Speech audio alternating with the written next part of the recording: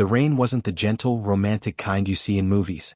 This was a cold, angry downpour that hammered against the windows of Jade's Blooms, the small flower shop that belonged to Jade herself.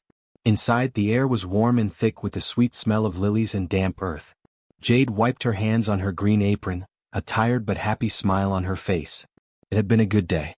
She loved this little shop, her own little piece of the world where she could arrange colors and scents into something beautiful. She flipped the sign on the door from open to closed, and began to tidy up, humming a soft tune to herself. Outside, the street was mostly empty, the bad weather sending everyone rushing for home. A lone figure, however, was walking with purpose towards her shop. Jade looked up and her smile vanished, replaced by a tight line of worry. It was Mark, her ex-boyfriend. Their breakup had been messy and he hadn't been taking it well. He had called her many times but she had been firm. She didn't want to see him anymore. Now here he was, his jacket soaked and his face twisted into a scowl. Jade took a deep breath, bracing herself as he pushed the door open, the little bell jingling a cheerful, out-of-place tune.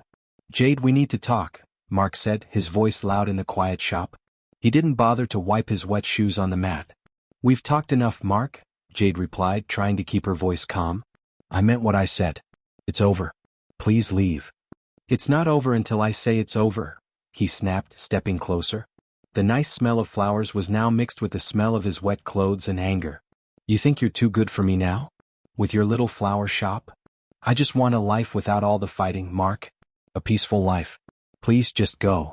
Jade crossed her arms, trying to look braver than she felt. Her heart was starting to beat very fast. Mark laughed, but it wasn't a happy sound. It was mean. "Peaceful? You'll be bored in a week. You need me." He reached out to grab her arm, but she stepped back, bumping into a table of potted plants. "Don't touch me," she said, her voice shaking. This made him even angrier. His eyes narrowed. "Don't tell me what to do." And then, before Jade could react, his hand swung through the air. The slap was sharp and loud, snapping her head to the side. Pain bloomed on her cheek, hot and shocking. Tears instantly welled in her eyes, more from the surprise and the hurt of it than the actual sting. At that exact moment, the purring engine of a large black car pulled up to the curb right outside the big shop window. The car was sleek and expensive looking, like something from a different world than this rainy, ordinary street. The back door opened and a man stepped out. He was tall and dressed in a perfectly tailored dark coat that seemed to repel the rain. He had a strong, serious face, the kind that looked like it didn't smile often. This was Dante. He had been on his way to a business meeting, a boring one, and had told his driver to take a different route, a whim that had brought him down this very street. His sharp eyes, which missed very little, scanned the scene inside the flower shop. He saw the angry man, the frightened woman, and the flash of a hand connecting with a face. Dante said a single quiet word to the two other men in the car, who immediately stayed put. He didn't need them for this.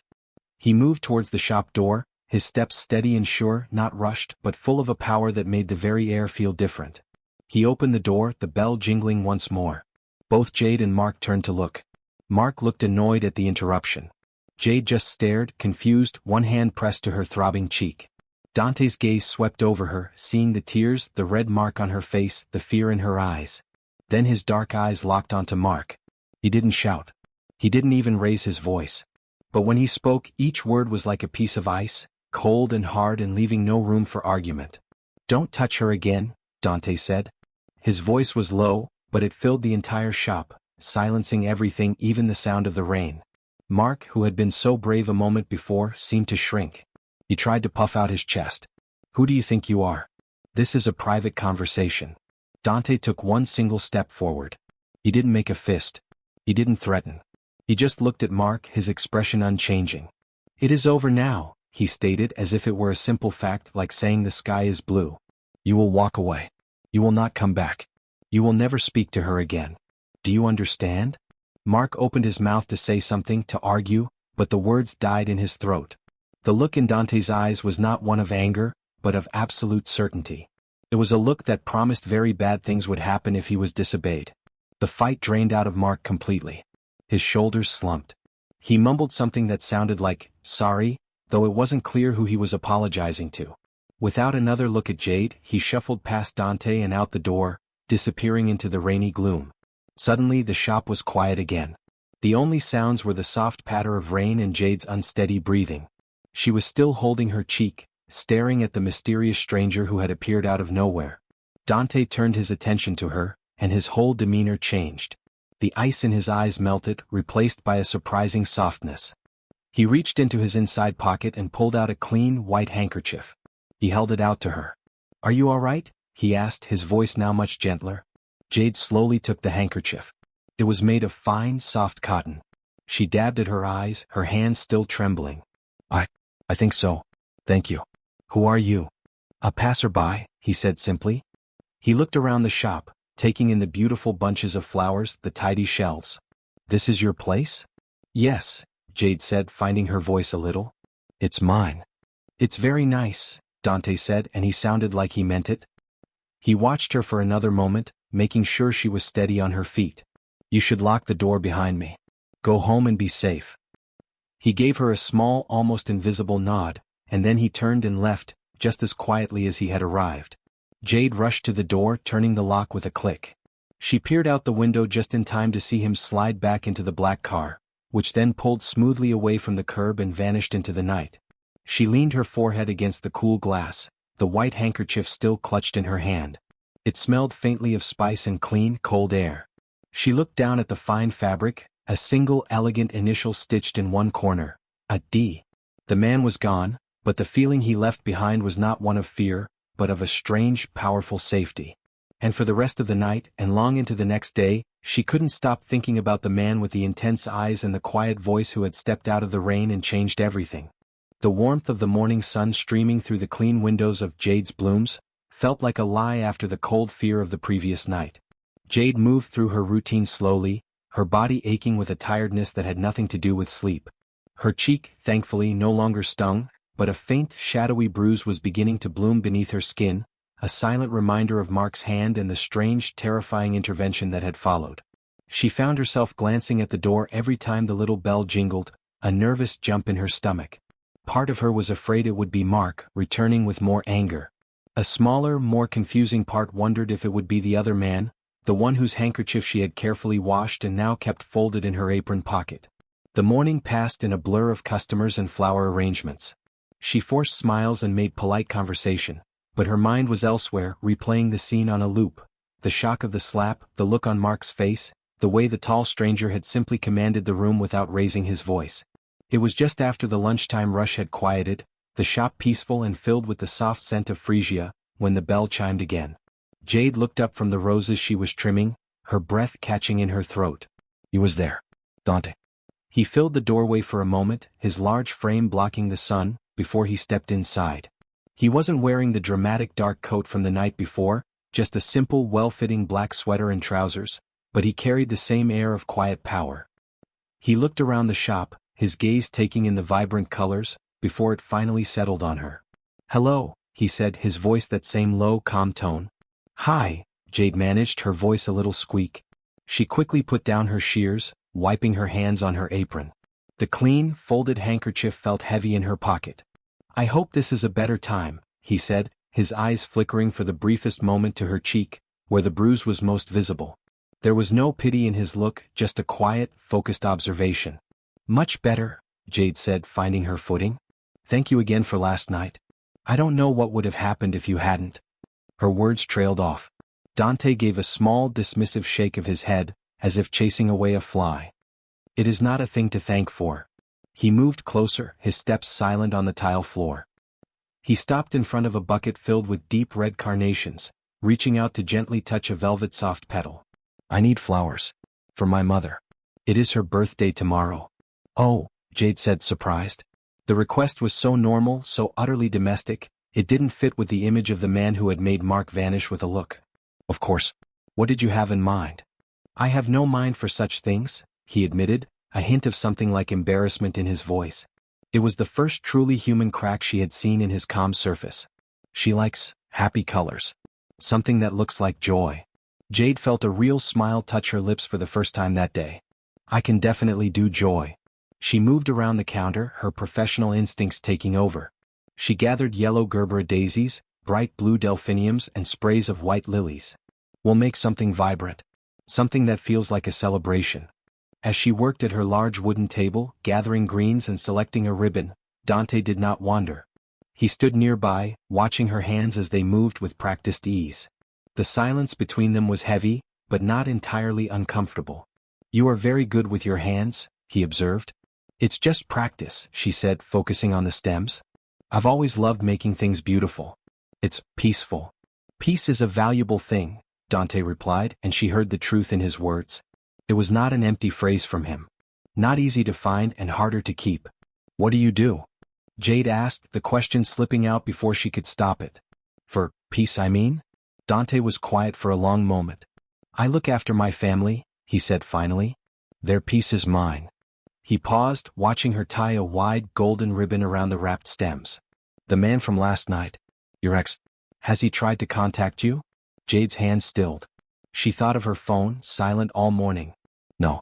Not since last night." "Good," Dante said, and the single word was full of finality. She finished the arrangement, a bursting, cheerful bouquet that was the complete opposite of the man who had ordered it. She handed it to him, their fingers brushing slightly during the exchange. A small electric shock seemed to pass between them, and Jade quickly pulled her hand back. "It's beautiful," he said, his eyes on the flowers, then lifting to meet hers. "She will love it." He paid with cash from a thick wallet, telling her to keep the change, which was a very large amount. As he turned to leave, he stopped. "Lock your door at night, Jade." And then he was gone, the bell jingling softly behind him. Jade stood there at the shop, suddenly feeling much emptier. The encounter had been brief, polite, but it left her with more questions than answers. Who was he really? A man who bought his mother birthday flowers, but who spoke with the quiet authority of a king. Later that evening, as she arrived at her small apartment building, the good feeling from the encounter evaporated. Taped to her front door was a single white piece of paper. In messy, angry handwriting it read, "You can't hide from me." Her heart plummeted. Mark. He knew where she lived. A cold dread, far worse than the slap, seeped into her bones. He hadn't called, he had come here. This was a different kind of threat. Unseen by her, from a parked car across the street, one of Dante's men, a quiet man named Enzo who had been instructed to do a simple distant check on the flower shop girl, saw her freeze. He saw her read the note, saw the fear in her posture as she ripped it down and hurried inside, locking the door behind her. He picked up his phone and made a short, quiet call. The next afternoon Dante was back. He didn't call ahead. He simply walked into the shop, his expression grim. Jade was watering plants and she jumped when she saw him. "We need to talk," he said, and the words were so similar to Mark's from 2 nights before, but the feeling was completely different. This wasn't a threat, it was a statement of fact. "About what?" Jade asked, her voice wary. "Your ex-boyfriend left a note on your door last night." Jade's face went pale. How could you know that?" "It is my business to know things that are a threat," he said, his voice low and serious. "I made him a promise. He broke it. That is a problem." He took a step closer and Jade didn't back away. "I will solve this problem. For good. He will not be a shadow in your life any longer. You have my word." Jade stared at him, her mind reeling. His word. What was his word worth? And yet, looking into his unwavering eyes, she felt a crazy, undeniable trust. "Why?" she whispered. "Why would you do that for me? You don't even know me." Dante considered her question, his head tilted slightly. "I see a person who creates beauty in a world that often tries to destroy it. I see someone who deserves to feel safe in her own home." He paused, choosing his next words with great care. "I will make this happen. But I would like something in return." Jade's guard went up immediately. "What?" "I would like you to have dinner with me," he said. "Not one time. A few times. I would like the chance for you to see the man who buys his mother flowers, not just the man who deals with problems in the rain. Let me prove that my world is not only made of shadows." Jade was speechless. It wasn't a demand. It was a request. A dangerous, complicated, terrifying request. He was offering her safety, a permanent solution to her biggest fear in exchange for getting to know him. She looked at his face, so serious and so still. She thought of the note, of the constant, gnawing fear Mark caused. She thought of the gentle way Dante had held the carnation petal. It was the most foolish decision she had ever made, and yet, it felt like the only one. "Okay," she said, her voice barely a whisper. "A few dates." A slow, genuine smile touched Dante's lips, and it transformed his entire face. It was a rare and beautiful thing, like the sun breaking through storm clouds. "Okay," he echoed. "Then it is settled." And in that moment, Jade knew her peaceful life was over, and a new, unpredictable and deeply dangerous chapter was beginning. The agreement with Dante settled over Jade's life like a strange new weather system. The constant, low-grade fear of Mark that had been her background noise for weeks simply vanished. There were no more notes, no hang-up calls, no sightings of his car. It was as if he had been erased from the city, and the silence he left behind was both a profound relief and deeply unsettling. She knew, without asking for details, that Dante had been true to his word. The problem had been solved. Permanently. Their first date was not what she had expected. There was no loud, flashy restaurant. Dante took her to a small, family-owned Italian place tucked away on a quiet street. The owner, an old man with a kind face, greeted Dante with a warm hug and a flood of rapid Italian, calling him Don Dante. Jade didn't know what the Don meant, but it sounded important. Dante spoke to the man with a gentle respect she hadn't seen in him before. He ordered for her, explaining each dish, and the food was the most delicious she had ever tasted. He asked her questions about her art, not just polite ones but deep, thoughtful questions about why she chose certain colors and what she felt when she created something. He listened, his dark eyes focused entirely on her, making her feel like she was the only person in the world. A few days later he picked her up from the shop in his black car, but instead of a driver he was behind the wheel himself. They drove out of the city to a vast, quiet park, and walked for what felt like hours along a winding path by a river. He held her hand, his own large and warm, engulfing hers. He talked about his sister, Isabella, who was studying to be a doctor, and his voice filled with a fierce, protective pride. He told funny childhood stories about her that made Jade laugh, a real, genuine laugh that felt foreign on her tongue. This man, the one who laughed in the sunshine and held her hand so carefully, was not the icy figure from the flower shop. She felt herself leaning into his warmth, her guard slowly, brick by brick, coming down. But the other world was always there, lurking just at the edges. The big, quiet men were never far. Sometimes she would notice Enzo or another man named Carlo standing at a respectful distance, their eyes constantly scanning their surroundings. Dante's phone would sometimes buzz and he would glance at it, his face hardening for a fraction of a second before he would shut it off and turn his soft focus back to her. Nothing important, he would say, but she knew it was a lie. One evening as he walked her to her apartment door, a different, more frantic-looking man hurried up to him and whispered something in his ear. Dante's expression turned to stone. He gave Jade a quick, almost absent-minded kiss on the forehead. "I have to go. Lock your door." And he was gone, disappearing down the stairs with the man, their footsteps echoing with urgency. The biggest crack in his calm facade came the day he introduced her to Isabella. He brought her to his mother's house for a Sunday lunch, a sprawling, beautiful home that felt more like a fortress with its high walls and large, silent men walking the grounds. His mother was a lovely, graceful woman who hugged Jade tightly, her eyes wise and a little sad. Isabella, however, was a burst of sunshine. She was around Jade's age with Dante's same dark eyes, but they sparkled with mischief. She immediately linked her arm through Jade's and dragged her into the garden, away from the adults. "I'm so glad he found you," Isabella whispered, grinning. "He's been so serious forever. He needs someone like you. Someone normal." She paused, picking a leaf from a rose bush. "It's hard, you know, being his sister. You always worry. About the business." "The import business?" Jade asked, testing the phrase Dante had used once. Isabella gave a short, knowing laugh. "Is that what he calls it?" "Yeah. The family business. Complicated. And dangerous. You'll see." She said it with a casualness that sent a chill down Jade's spine. This wasn't just a job to them, it was their life, and its dangers were a normal part of conversation. That night, driving her home, Dante was quiet. The happy mood from the lunch had evaporated. "You see," he said finally, his hands tight on the steering wheel. "My family. They are good people." "They are," Jade agreed softly. "Isabella is wonderful. But she's scared for you, Dante. She talked about the business being dangerous." He was silent for a long time, the city lights sliding over his stern profile.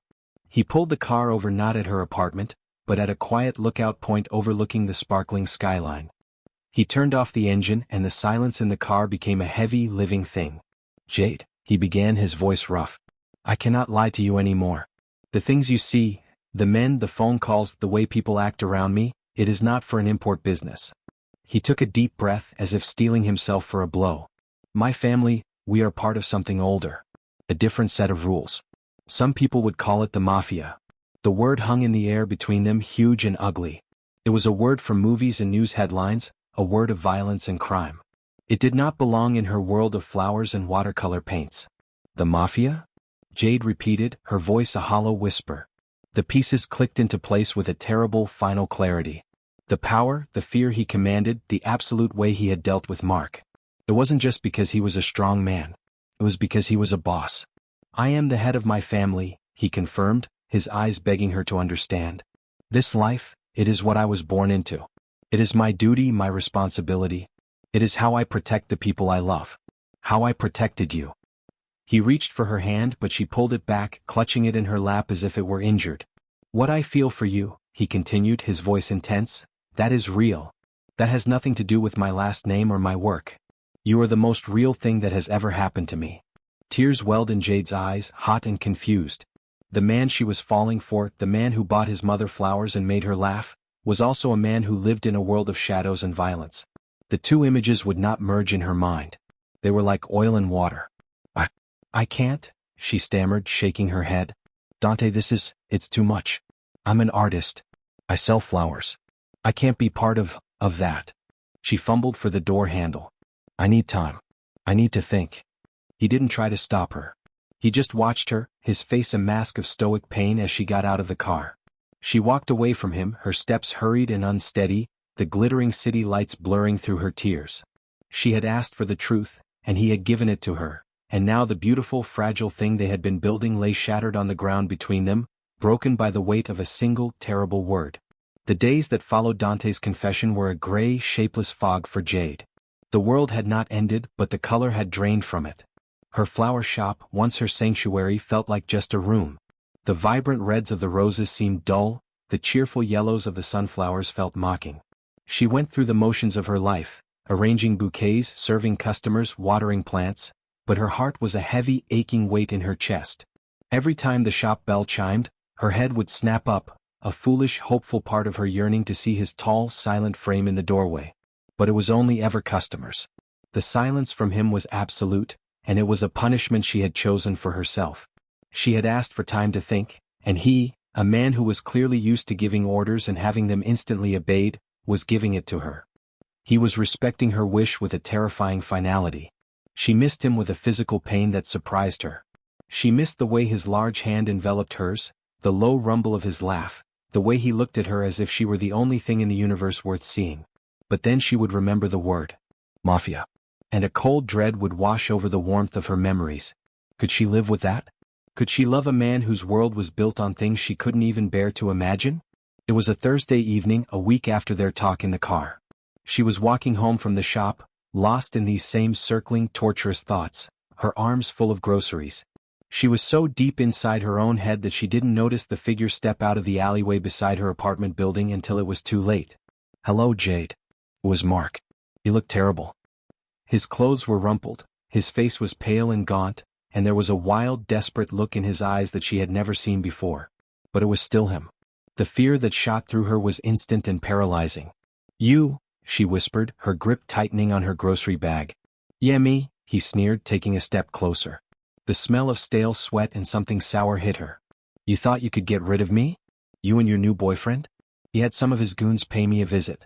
They made some very serious threats. His voice trembled with a mixture of fear and rage. But you see, I'm not scared anymore. I lost my job because of him. I have nothing left to lose. He lunged for her, his hands aiming for her arms, his intent to drag her, to hurt her, clear in his furious eyes. Jade screamed and tried to twist away, but he was too strong. The grocery bag tore and cans and vegetables scattered across the sidewalk. From the shadows of a nearby doorway, a figure moved with the speed and silence of a predator. It was Enzo. He didn't shout or make a sound. He simply grabbed Mark by the back of his jacket and collar and wrenched him away from Jade with an effortless, terrifying strength. Mark yelped in surprise and pain, his feet nearly leaving the ground. Enzo spun him around and slammed him hard against the brick wall of the building, his forearm pressed against Mark's throat, cutting off his air. Enzo didn't even look at Mark. His eyes were on Jade. Are you hurt, Miss Jade? He asked, his voice calm and respectful, as if he were asking about the weather. Jade, her heart hammering against her ribs, could only shake her head, her hand pressed to her mouth. Enzo gave a single sharp nod. Then he turned his attention back to Mark, who was gasping and clawing at the arm pinning him. Enzo's voice dropped to a whisper, a sound more frightening than any shout. You were told. You were given a chance. You have no one to blame but yourself. He leaned in closer. The boss does not give third chances. The message was delivered. Enzo released him and Mark slumped to the ground, coughing and clutching his throat. Enzo didn't say another word. He just took Jade gently by the elbow. Come, Miss Jade. I will see you to your door. He guided her shaking form past the crumpled figure of her ex-boyfriend, up the stairs and to her apartment door. He waited patiently as she fumbled for her keys with trembling hands. Once the door was open, he spoke again. Lock it. He will not trouble you again. You have my word. With a final, respectful nod, he turned and walked back down the stairs, leaving her safe inside her home. Jade stood with her back against the locked door, sliding down to the floor as the adrenaline faded, leaving her weak and trembling. She looked at the scattered groceries on her hallway floor. And in that moment, everything became perfectly, painfully clear. The danger had not been Dante's world. The danger had been her world. Mark was the monster from her ordinary life. Dante and his men were the ones who stood between her and that monster. They were the wall. They were the promise. Enzo's words echoed in her mind, the boss does not give third chances. Dante had promised her safety, and he had delivered it, absolutely and completely, even when she had pushed him away. He had not forced himself on her. He had not tried to convince her. He had simply waited, and in the meantime he had continued to protect her from the shadows. That was not the action of a monster. It was the action of a man of his word. A man who loved her. The realization was like a lightning strike. She loved him. She loved Dante. The danger of his world was real, but so was his protection. So was his heart. So was the way he made her feel more seen and more cherished than anyone ever had. The fear of what he did was overshadowed by the certainty of who he was. She scrambled to her feet, her hands no longer shaking, her purpose now ironclad. She didn't care about the late hour. She found her phone and dialed his number, the one he had given her for emergencies. It rang only once before he answered, his voice tight with immediate concern. Jade? What is it? Are you safe?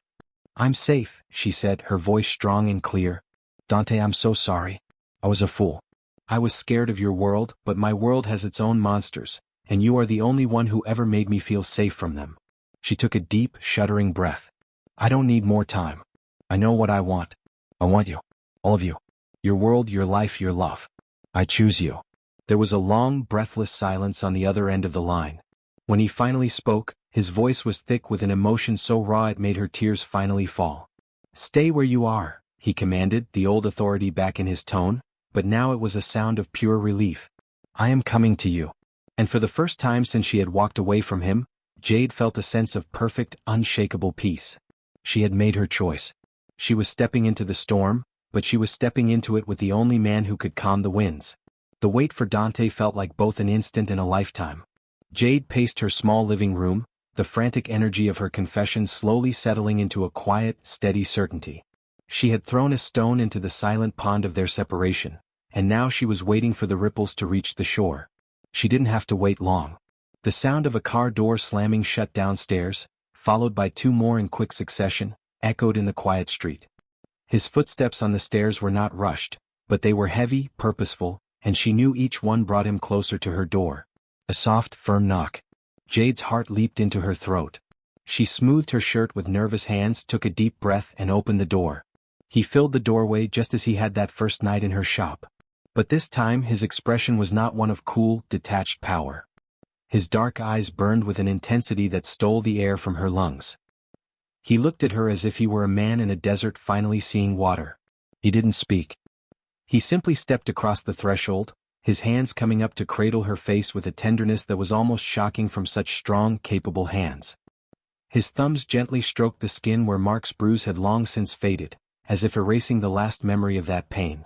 Jade, he whispered, her name a prayer on his lips. And then he kissed her. It was not a gentle, questioning kiss. It was a claiming, a sealing of a promise. It was full of all the pent-up longing and fear and desperate hope of the past week. It was a kiss that spoke of a love that was fierce, protective, and absolute. Jade melted into it, her hands clutching the front of his coat, holding on as the world tilted around her. This was not the scary, dangerous world she had feared. This was her sanctuary. This was home. When they finally broke apart, both of them breathless, Dante rested his forehead against hers. "You are mine," he murmured, his voice a low, possessive rumble that vibrated through her entire body. "And I am yours. Nothing will ever change that. Nothing will ever harm you again." The following weeks were a transformation. Dante did not hide her away. Instead, he brought her fully into his world, not as a secret, but as his most prized possession. He took her to the family estate for a formal dinner, but this time it was different. He didn't just introduce her as his girlfriend. He held her hand tightly and presented her to his entire family, including uncles and cousins she had never met, as Jade, the woman I love. The woman who will be my wife. The statement was met not with surprise, but with nodding approval and warm smiles. She was no longer an outsider looking in, she was being welcomed as the future of the family. Isabella squealed with delight and hugged her so tightly Jade thought her ribs might crack. "I knew it," she whispered in Jade's ear. "I knew you were the one to thaw my brother's frozen heart." Jade learned to navigate the strange new rhythms of her life. She still had her flower shop. Dante insisted on it, understanding that it was her soul. But now, Enzo or Carlo was always nearby, a silent, watchful shadow she had come to appreciate rather than fear. She learned that the men who worked for Dante were not just employees, they were loyalists, bound by a code of honor and a deep, familial respect for their boss. They treated her with a deference that was both strange and touching, calling her Miss Jade, and opening doors for her as if she were royalty. One evening they were sitting in the quiet library of Dante's home, a fire crackling in the hearth. Jade was sketching and Dante was reading, his arm draped comfortably around her shoulders. It was a scene of such perfect domestic peace that it was hard to imagine the other, more dangerous parts of his life. "Does it ever frighten you?" Jade asked softly, putting her sketchbook down. "The responsibility? The danger?" Dante closed his book, his thoughtful gaze on the flames. "It is the only life I have ever known," he said. "The responsibility is heavy, yes. But it is my purpose. The danger." He turned to look at her, his eyes soft. "The danger was always just a part of the job. But now, the thought of danger frightens me more than it ever did before. Because now, it is not just my life. It is our life. And protecting you, our future, is the only thing that matters." He reached into his pocket and pulled out a small black velvet box. Jade's breath hitched. He didn't get down on one knee. The gesture was too simple for the depth of their bond. He simply opened the box, revealing a stunning, elegant diamond ring. "My life was one of shadows and duty before you," he said, his voice thick with emotion. "You brought the color. You brought the light. You are the joy I never knew I was missing. Jade, will you marry me? Will you stay by my side in this life, and let me love you and protect you for every single day that remains of my life?" Tears of pure happiness streamed down Jade's face. There was no hesitation, no fear, only a love so vast it felt like it could eclipse the sun. "Yes," she whispered, her voice cracking with emotion. "Yes, Dante. 1,000 times yes." He slid the ring onto her finger, a perfect fit. It was more than a piece of jewelry, it was a promise, a shield, a symbol of the powerful, unbreakable world they were building together. Weeks later, the entire family was gathered around the long dining table for a loud, chaotic, and joyful Sunday lunch. Plates of food were passed around, laughter filled the room, and Italian was spoken so rapidly Jade could barely keep up, but she didn't mind. She was sitting next to Dante, his hand resting on her leg, a constant, reassuring weight. She looked around the table at his mother's smiling face, at Isabella telling a wild, animated story, at the loyal men like Enzo who were now, in a way, her family too. She looked down at the beautiful ring on her finger, then at the man she loved. His world was one of danger and fierce loyalty, of shadows and unbreakable rules. But within that world, she had found a love that was more powerful than any fear. Her peaceful flower shop life was gone, replaced by something richer, deeper, and infinitely more real. She held Dante's hand, lacing her fingers through his, knowing with absolute certainty that while his love came from a dangerous world, it was and always would be the safest place she would ever know. And so, their story continues, a tale of a fierce mafia boss and the artist who taught his heart to bloom. Their life is a blend of light and shadow, of delicate flowers and unbreakable strength. If you've been captivated by Dante and Jade's journey, if you felt the thrill of their powerful love story, then you won't want to miss what happens next in their world. Subscribe to the channel to be the first to know when new stories of passion, protection, and unforgettable romance are told. Their story is just beginning, and yours to discover is only a subscribe away.